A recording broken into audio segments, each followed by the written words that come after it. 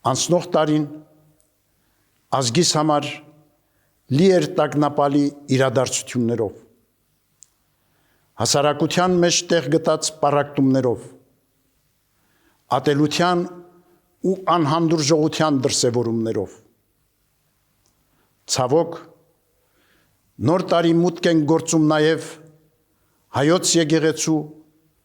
և հոգևոր դասի թիրախավորման մտահոգիչ պայմաններում։ Շարունակում են բանտերում ապօրինաբար արգելափակված մնալ եկեղեցականները, ազգային բարերարը և նվիրյալ հայորդիներ։ Տարեմուտը սիրելիներ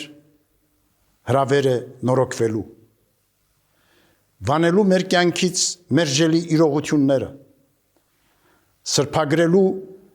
մեղսալի ու կործանարար ընթացքները,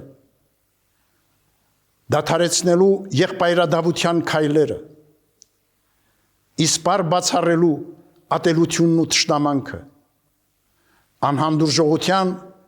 և անօրինականության հանցավոր երևույթները։ Մենք Աստուծո ժողովուրդ ենք, իսկ Աստված խռովության Աստված չէ, այլ խաղաղության։ Հռչակում է Սուրբ Գիրքը։